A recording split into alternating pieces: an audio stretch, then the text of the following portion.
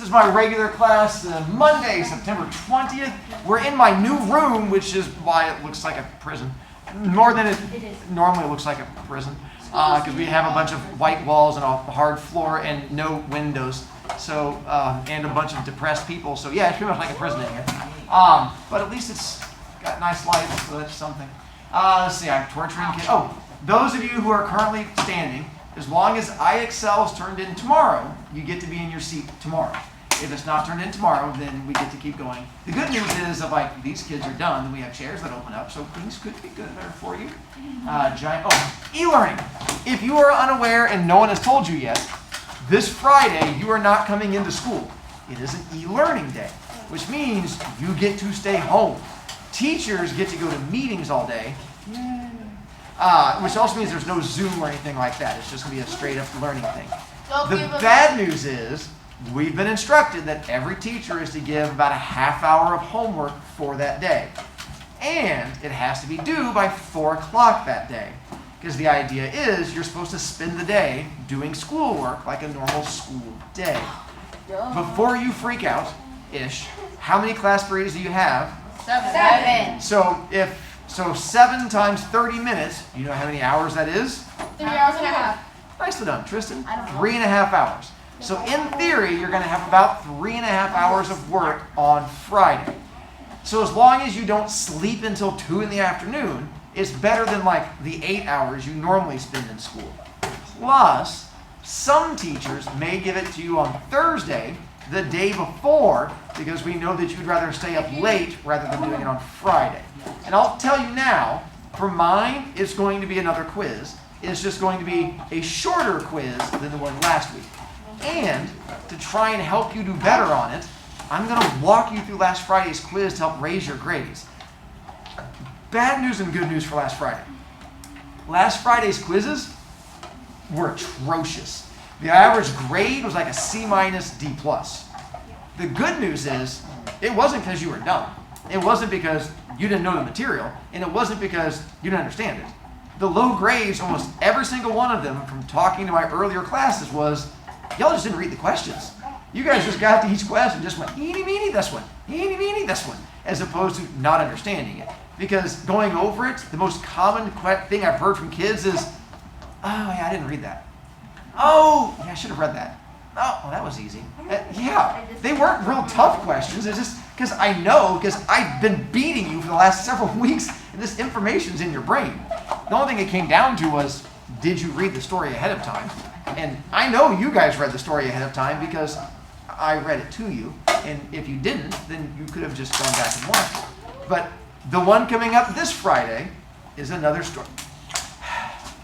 I have to make you read stories on your own. Like this Friday, when I go to my teacher meeting, one of my teacher meeting things we go to for English is they keep yelling at us that we don't make you guys read enough on your own. And that's why they're saying, kids don't do well on NWA and iLearn because English teachers don't make kids read. So I have to make you read. So that's why I give it to you guys once a week.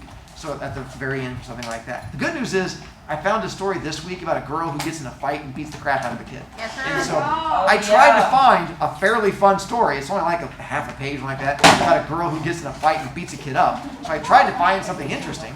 But again, and I can give you a version of me reading it, but again, you'll have to do some reading on your own. Nick? It also comes down to following directions. That was the other big issue which we'll get to. Beating it into us since the first day of school. And I've been trying. And if it helps, I'm not going to stop beating you. I'm going to keep beating you until eventually we learn. Some kids just require more beatings than others. IXL, some kids did this, they just didn't submit it on Canvas. If you're a standing kid, make sure you submit it on Canvas. And again, I'm not even making you get a good grade. If you just want to get a 50% on it, get to the 50 mark and then turn it in. Oh, along those lines, I've had kids ask, if you turned one in and you got like a 5 or a 6 on it and you want to get a higher grade, I'll regrade it for you. If you go and then go back to it and then get a better grade and resubmit it, I will give you the higher grade, up to a 9. The highest grade you can get is a 9. But if you want to go fix an old grade, that's fine with me. How long do you have to do it? December. unlike math and science, who seems to hate children a bit more than I do, I will grade it if you will do it. If you turn it in late and you email me, I'm more than happy to give you credit for it. If you're happy with your grade, that's fine with me. If your parents are yelling at you, fix the thing, raise your grade, and I'm happy to grade it. All right. Speaking of fixing a grade, green sheet. We had kids who did not do well on this last week because you either didn't turn it in or messed up on that one. If you did not do well on green sheet, you can resubmit that also. If you don't know the answers to it, I posted them to Canvas. And you can just go look up the answers and then return it back in. The highest grade you can get is like an 18 out of 20, which is like A minus, B plus. But that's up to you if you want to. It's right here where it says completed story notes. You click on that and it brings up all the answers and you can just copy them down. And I figure I'll try to help you out for those of you who want to. I'm trying to help you. Mina? Why is there a debate podium there again? Who do what? Why is there a debate podium there? This is what they use for like judging people themselves. This is what I used to teach. I just couldn't use it in my other room because there's nowhere to put it. Are you sure there isn't a show called Judgment? So then, for your Canvas quiz, if you got lower than a 22 out of 30 and you would like to raise your grade, open your Canvas thing now and you can resubmit it because I'm going to give you all the answers today as we go through and do it. The only trick is you have to email me afterwards. As long as you submit it and you email me, I will change your grade. Up to a 22, which is like a C minus.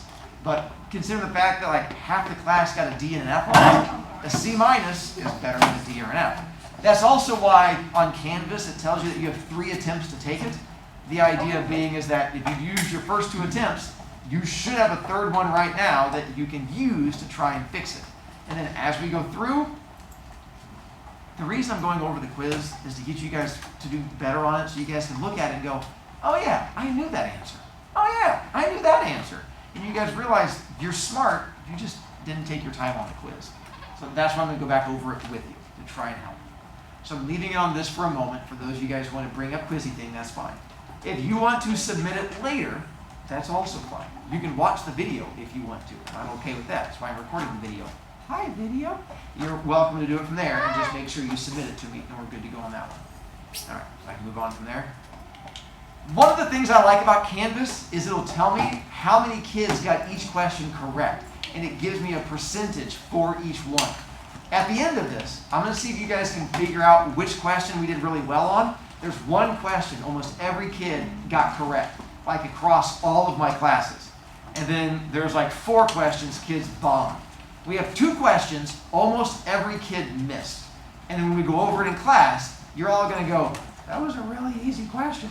And I'll go, why'd you get it wrong? And you'll go, I didn't read it. I'll go, okay. So let's see if you guys can figure out which 2 questions those were.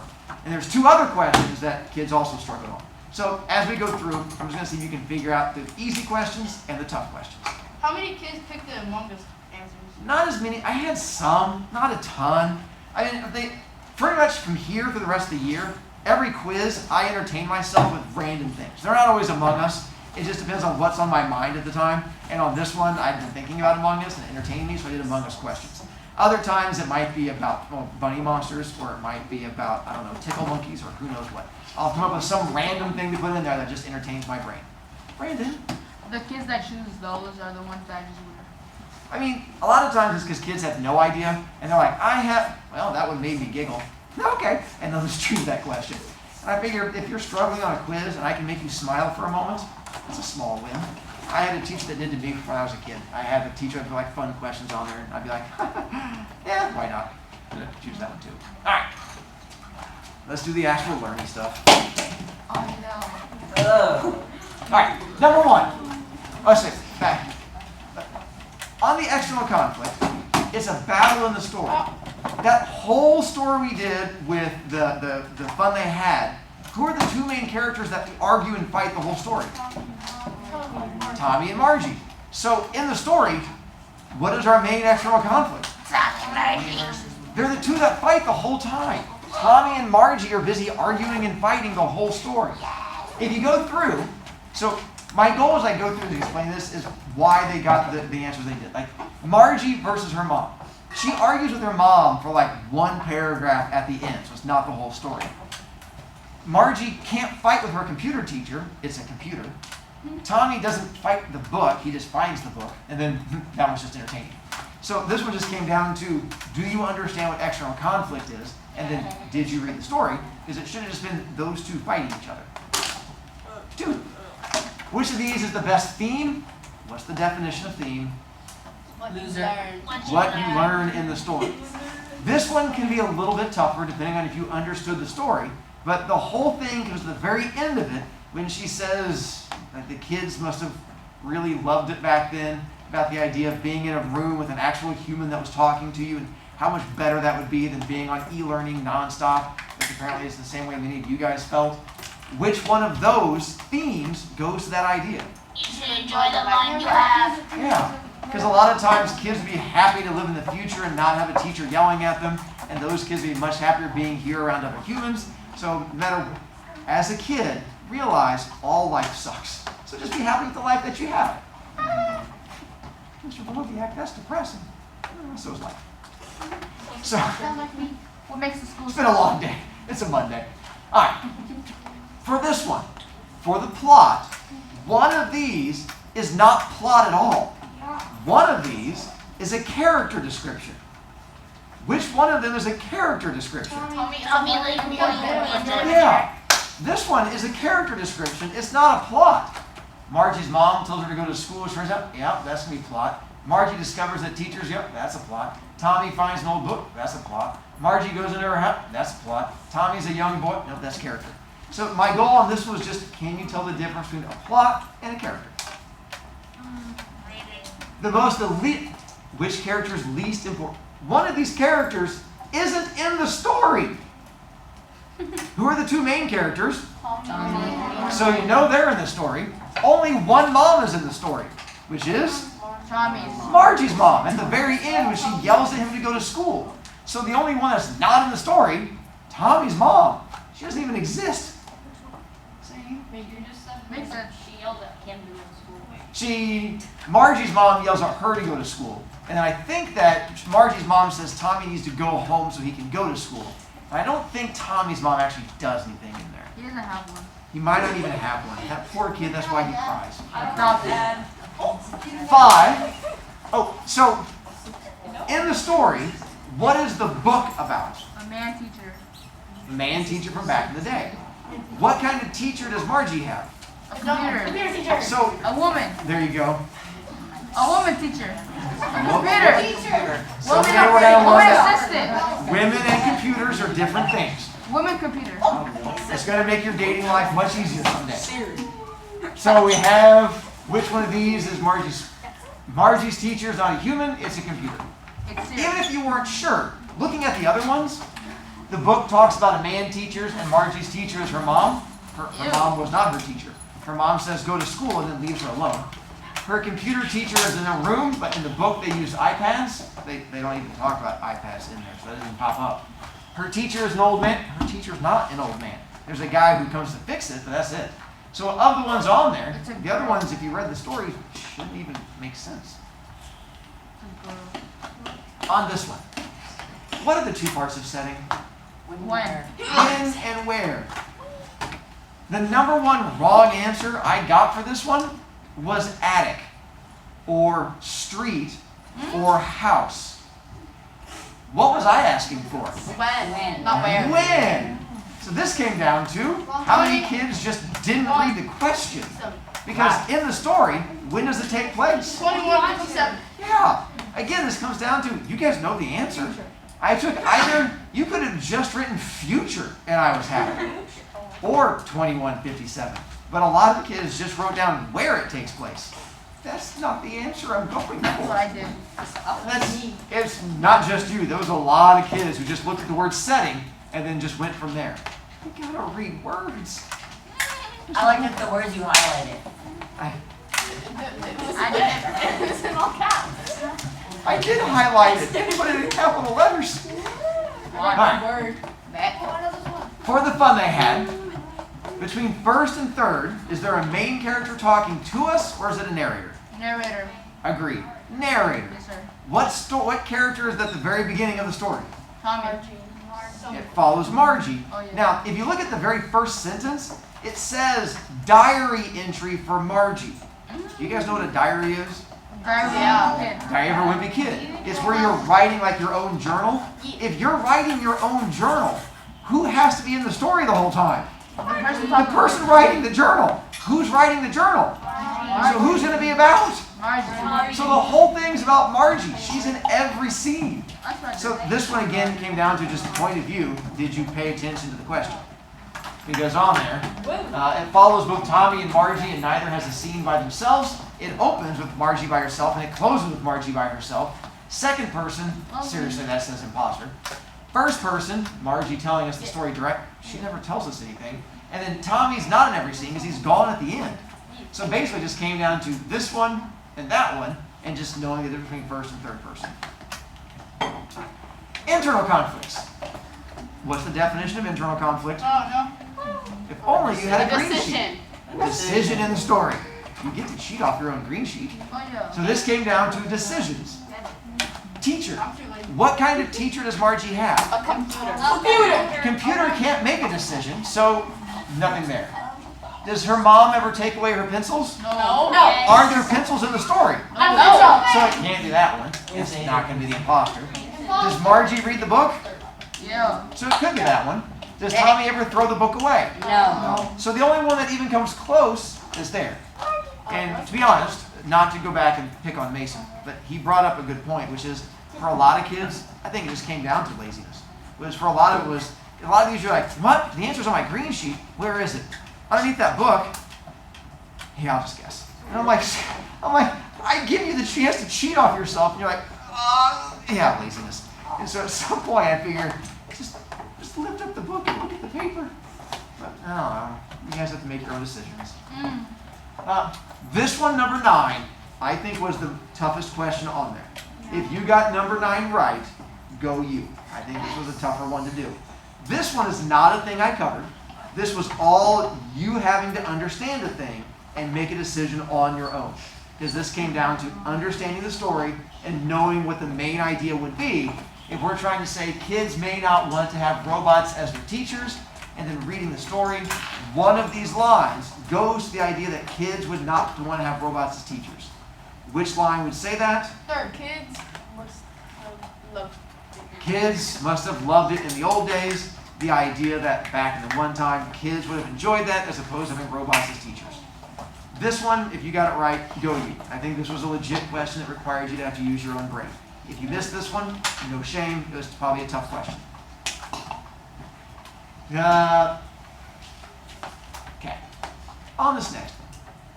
On the green sheet when we filled it in, when we do character descriptions, there's one rule about character descriptions I kept repeating over and over again. Do you know what that is?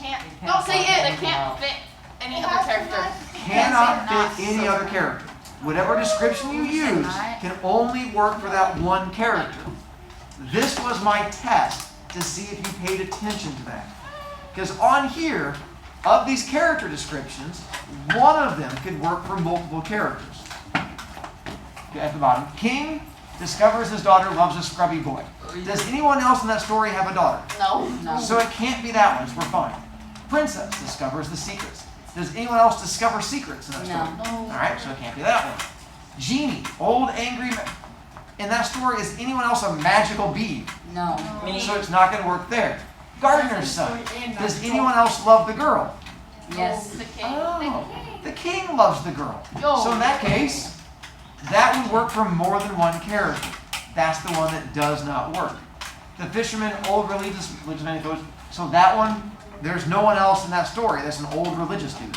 Because it says that's why he only throws his net 4 times. So this was just my, did you guys use your critical thinking, making sure they don't match up. Archaic language. What is the whole point of archaic language? To show power. At the beginning of the story, which character had power? Genie. Me. Yes. At the end, who had power? Fisherman. So there you go. It was just showing the fisherman gaining power. Cool. Mr. Brovic, I have powers. As you should, Greg. I'm sorry. I can As thou should have power. I am proud of thee. We'll actually give you one. So shall have power. in fishermen, who are the two things fighting each other in fishermen? Fisherman Versus genie versus the fisherman. Genie. What word has to go between those? Versus. That's all there was to it. On this one, the reason most kids miss this one is they spelled genie wrong. It's in the story. Now, One time in the story.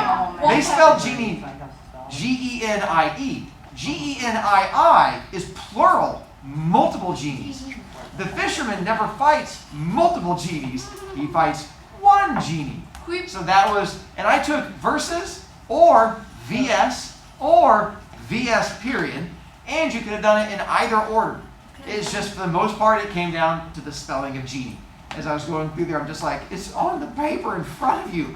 And a lot of you guys again were just like, I have to look all the way at that paper. I'll just guess. And I'm like, okay.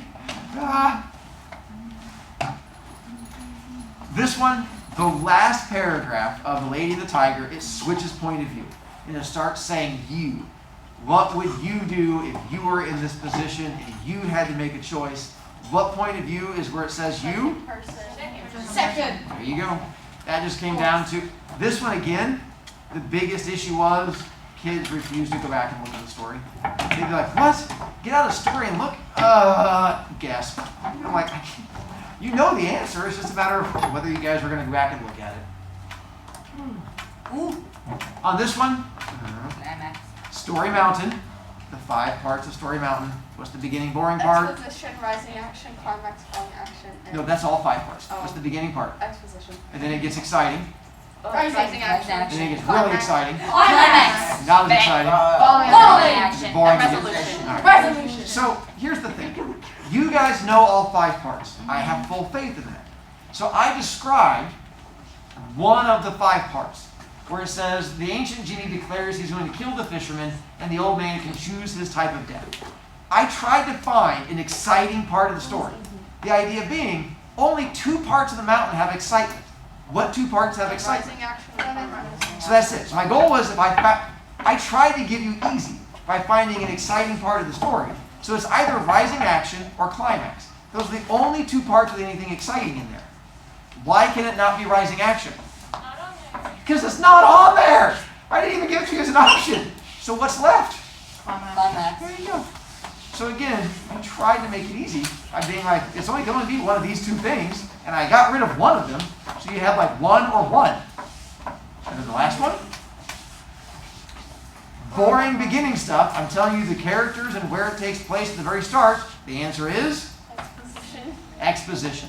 You want to guess why kids got this one wrong? Spelling. Oh, it's like you cheated. Yeah. Spelling. Kids just guess on how to spell exposition. Where are we supposed to find it? On the handout I gave you in front of you. Mr. Brovicast, it's like you're getting frustrated. I am. I'm trying to give you guys easy answers. Light see? It's called be lazy or just do the work. Yeah, it happens. And part of my class is just learning. And part of it is the fact that kids aren't used to having to, not be lazy. I know. Okay, in my defense, in question number 15, I was writing exposition and I accidentally submitted it. I put the EX and then I put submit. That's not fair. I am not sure who else to blame but You you should all. blame. You should blame me. But that is also why you get 2 takes. So on the second one, you could have done it. Yeah. Get enough time. So if you redid it, now email me. If you don't email me, I don't know that you fixed it. And so the grade will never change. Once you email me, I can raise your grade to that 22 out of 30. Not remind, it has to be an email. So on the 15 questions, any idea which ones we screwed up the worst? The ones where like 2/3 of the kids got them wrong. And there's 2 of them that were our bad questions. Eli? Most likely wait, I know it. Trust me. I have it in my head, I just can't say it. Tristan? No, Number 6. 6? The wind was the setting one? Yeah. That's actually not our worst one. Surprisingly enough, that was a rough one, but not the worst one. There's 2 we did worse than that on. Hallie? 10. Not bad. Could be that one. I just know it wasn't 6. That one pops up in a moment. Eli? It was like the one where you're supposed to put, spell genie right and put verses. External conflict down there. Yeah, that one. Alright, I can see that one. And Mina? The first one. The external conflict? Yeah, when they said like the. Alright, could be that one. Kat? 7. The point of view? Let's see, was No. 10. And this one. The point of view second person was the one that we really had a tough time on. This one was the one that most kids of everyone messed up. The one where you had the description of the what is it? The king, where it says he loves the girl. That was the #1 missed question. Almost every other kid got that one wrong. Then the other ones that we struggled on was that one, which came down to not reading it.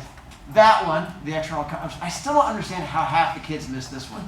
That was the Tommy versus Margie. And then the final point of view, which was the second person. And then we had a couple other ones we struggled on. All right, which one do you think was our best question that almost every kid got right? I think there's a question that only 4 kids out of 100 missed. I-hum? 4. Which one is that?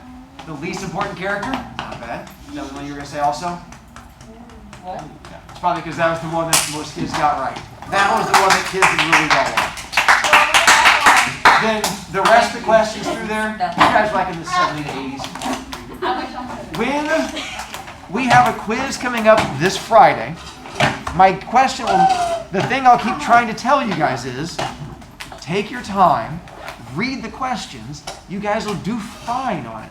Because I don't think this quiz was a good assessment of your knowledge. It was a good assessment of your laziness, but I don't think it was an assessment of your knowledge. You guys are much smarter than you guys gave that.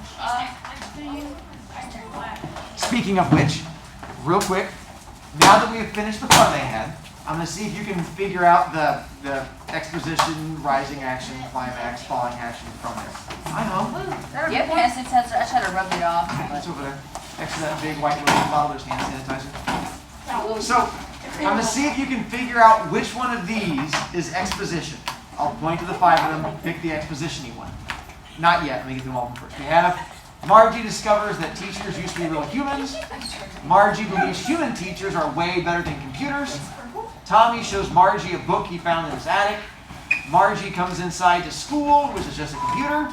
And why is my speaker not?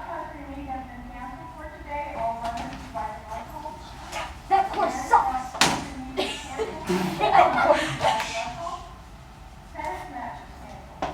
Oh yeah.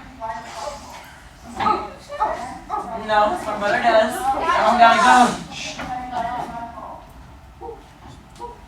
What happened?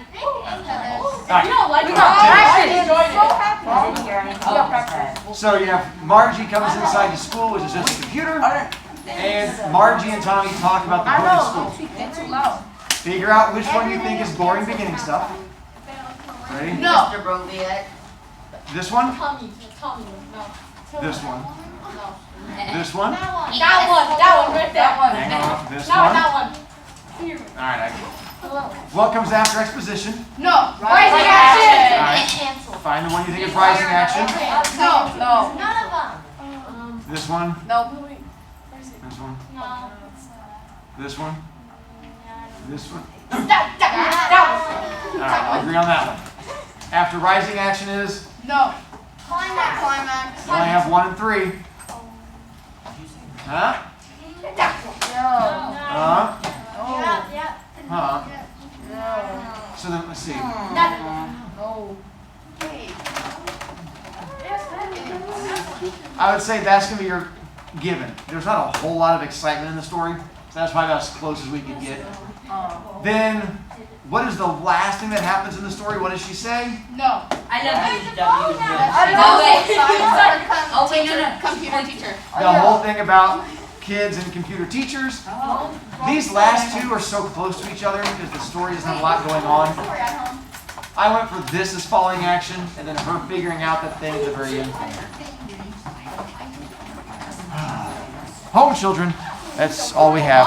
Come back to life and we'll talk to you later.